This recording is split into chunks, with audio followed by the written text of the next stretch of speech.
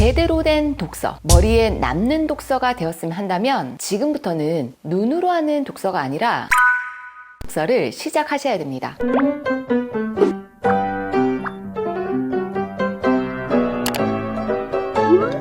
안녕하세요. 어디든 학교의 하유정입니다. 오늘은 오랜만에 독서 이야기를 좀 나눠드릴게요. 아이든 어른이든 책장에 꽂혀있는 책을 보면 분명히 읽었던 책이 확실한데 어떤 내용인지 도통 떠오르지 않아요. 그런 적 없으세요? 그러면 오늘 그런 경험이 한 번이라도 있다면 제대로 책 읽는 법을 얻어가시면 좋을 것 같아요. 우리가 아무리 좋은 책을 읽어도 기억에서 사라진다면 허무하거든요. 마치 공갈빵을 먹은 느낌이라고나 할까요? 제대로 된 독서, 머리에 남는 독서가 되었으면 한다면 지금부터는 눈으로 하는 독서가 아니라 손으로 하는 독서를 시작하셔야 됩니다. 독서는 정보를 받아들이는 입력의 과정이에요. 머리에 집어넣는 활동이죠. 그런데요, 정보를 집어넣기만 한다고 기억되지는 않아요. 특히 눈으로만 하는 독서는 기억에 저장되기 어려워요. 길게는 1, 2주, 빠르면 책을 딱 덮는 그 순간 머릿속에서 지워지죠. 마치 전체 삭제 버튼을 누른 것처럼요. 눈으로 한번 쓱 읽은 것만으로 머릿속에 저장할 수 있는 사람은 없어요. 머리가 나빠서가 아닙니다. 자, 그렇다면 어떻게 독서하면 좋을까요? 혹시 그동안 눈으로만 독서했나요? 그럼 지금부터는 손으로 독서하세요. 손으로 어떻게 독서하냐고요? 제가 차근차근 설명드릴게요. 일명 4단계 메모 독서법입니다. 자, 먼저 1단계 필기구와 수첩 준비하기. 책을 읽을 때는 무조건 짝꿍처럼 슥슥 잘 써지는 필기구, 그리고 마음에 쏙 드는 수첩 하나, 이렇게 동시에 준비를 하세요.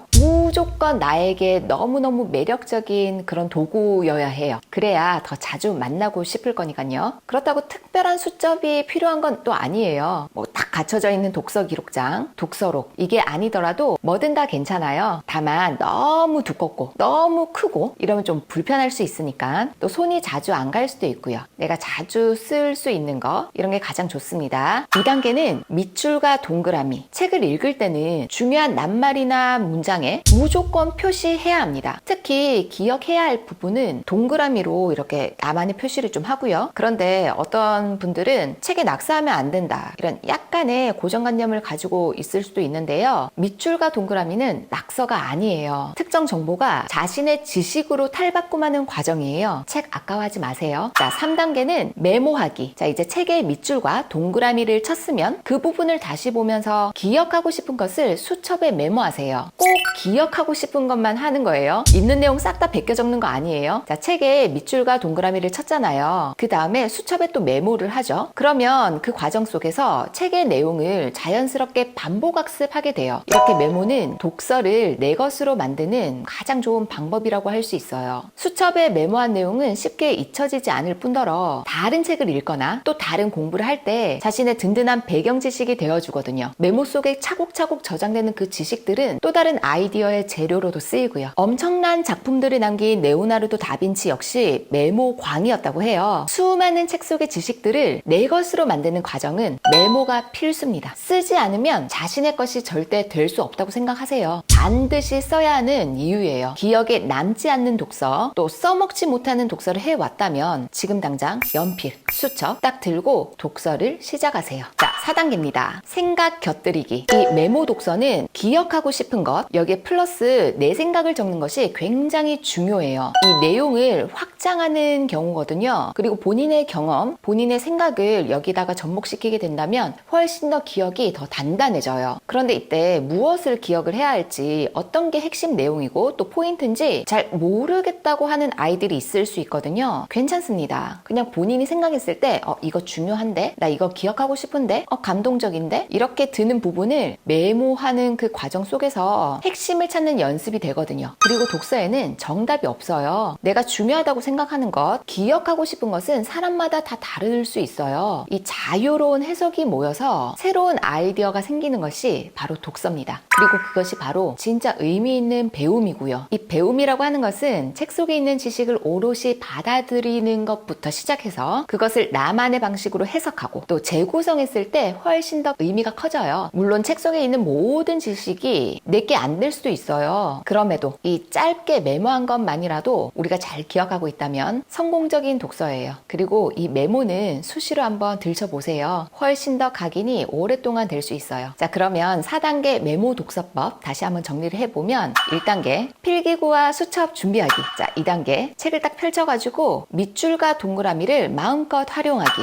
3번째, 자, 이제 수첩에다가 기억하고 싶은 것 메모하기. 자, 그 다음 4단계는 거기다가 나의 생각 곁들이기. 그리고 종종 그 메모를 수시로 들춰보기. 자, 복잡하지 않죠? 자, 눈으로 독서하지 말고 뭘로 해라고요? 손으로 하세요. 자, 이제 독서를 하면서 또 특히 메모 독서를 하면서 가질 수 있는 몇 가지 의문점들이 있는데요. 그 의문점 첫 번째는 선생님, 알록달록 예쁘게 메모하면 더 좋겠죠? 라는 질문입니다. 뭐 예쁘게 해도 좋죠. 그런데요, 이 메모를 한다는 건 예쁘고 막 보기 좋게 알록달록하게 이렇게 하는 것을 의미하진 않아요. 그냥 본인이 알아볼 수 있으면 그냥 우선 다 통과해요. 낙서하듯 메모하기부터 실천해 보세요. 야심차게 뭔가 거창하게 예쁘게 꾸며야지. 이것보다는 한마디라도 낙서 같더라도 적어보는 것이 중요합니다. 대신 적어도 무슨 말인지는 알아볼 수 있을 만큼은 적어야 되겠죠. 그런데 이럴 수도 있어요. 적긴 했는데 내가 적은 게 맞나? 기억이 없어. 그러면 그냥 베껴 적은 것일 뿐이에요. 여기에 뭐가 없었게요? 본인의 생각, 자신의 생각이 함께 기록되었다면 기억이 안 날 수 없습니다. 단순히 베껴만 적지 마세요. 자, 두 번째 의문점. 메모하는데 시간 너무 오래 걸리면 어떡해요? 비효율적인 거 아닌가요? 자, 만약에 기록을 하는데 이 메모 독서가 너무 익숙하지 않으면 시간이 오래 걸리고 또 힘들다고 느껴질 수도 있겠죠. 자, 이럴 때는 내가 이 책 한 권을 꼭꼭 씹어가지고 다 메모하고 꼼꼼하게 자신의 생각도 적고 이렇게 해야 한다는 생각은 과감하게 버려도 괜찮아요. 모든 책을 처음부터 끝까지 다 읽어야 한다는 그런 법은 없거든요. 이 책 내용 중에서 너무너무 흥미롭고 재미있었던 부분은 이 부분만큼은 꼭 기억할 거야. 그러면 그 부분만큼은 온전히 본인 것이 되는 거예요. 너무 강박을 가질 필요는 없어요. 자, 그러면 책을 다 읽고 나서 메모를 하는 것이 맞느냐, 또는 책을 읽으면서 중간중간에 하는 것이 맞느냐. 자, 책을 다 읽고 딱 덮고 나서 메모하는 것은 굉장히 어렵습니다. 그리고 엄청 부담스러워요. 그리고 메모할 내용이 하나도 아마 떠오르지 않을 거예요. 그래서 읽을 때 미리 밑줄도 긋고 동그라미도 치고 이러는 거예요. 자, 중요 표시를 찾아서 중간중간에 메모해도 좋습니다. 그런데 나는 책 읽는데 집중하고 싶지 메모하는데 너무 정신이 팔리는 건 싫어. 흐름이 끊기는 것 같아. 이럴 수도 있잖아요. 그럴 때도 마찬가지예요. 자, 연필을 들고 밑줄도 긋고 동그라미도 하고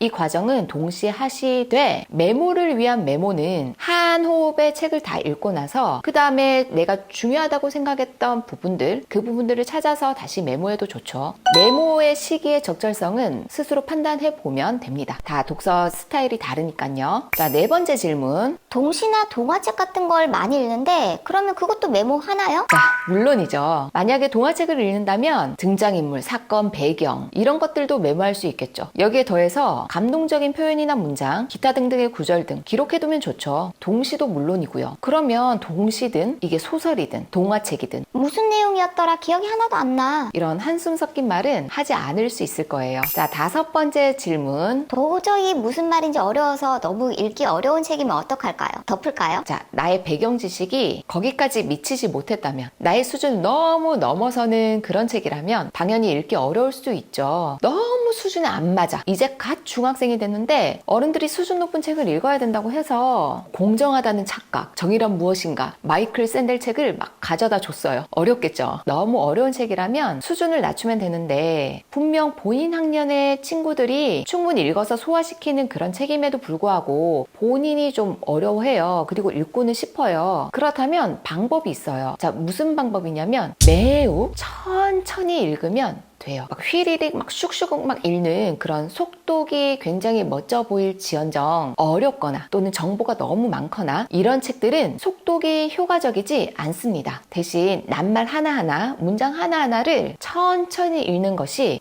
훨씬 더 효과적이에요. 자, 급한 마음은 조금 내려놓고 천천히 읽어도 된다. 이렇게 마음을 먹게 되면 독서하는 그 시간이 더 편안해져서 내용이 머릿속에 그전보다는 더 잘 들어올 거예요. 빠르게 읽으려는 욕심을 내려놓으면 이해력이 높아진다. 자, 이해도 못했는데 눈은 이미 뒷문단을 계속 읽고 있어요. 그러면 무슨 말인지 하나도 모르겠어. 너무 재미없어. 이런 말이 절로 나올 수밖에 없어요. 자, 마지막 질문. 책 내용을 아이가 잘 기억하고 있는지 혹은 내가 잘 기억을 하고 있는지 어떻게 확인하면 좋을까요? 자, 이 메모 독서를 끝내고 나면 목차를 보세요. 책의 목차를 보면서 그 부분의 내용이 무엇이었는지 한번 기억을 더듬어 보는 거예요. 일명 목차 독서라고 해요. 그런데 딱 책을 읽자마자 목차를 딱 봤는데도 불구하고 기억이 가물가물해. 이러면 나의 수첩을 다시 펼쳐봐야죠. 딱 메모를 딱 보는 순간 기억났어. 이런다면 그래도 반은 성공한 거예요. 자, 독서를 할 때는 얼마나 많이 읽느냐 그리고 얼마나 빨리 읽느냐 이게 하나도 중요하지 않아요. 어떻게 읽느냐가 훨씬 더 중요해요. 천천히 꼭꼭 씹어 읽는 독서가 진짜 남는 독서예요. 책이 나만의 기록이 되면 그 기록은 나의 지식이 되고 그 지식은 지혜가 된다는 것을 아이한테 알려주세요. 그럼 오늘부터 아이와 또 우리 부모님들도 이 4단계 메모 독서 바로 시작해보세요. 그럼 저는 다음 영상에서 다시 만나도록 할게요.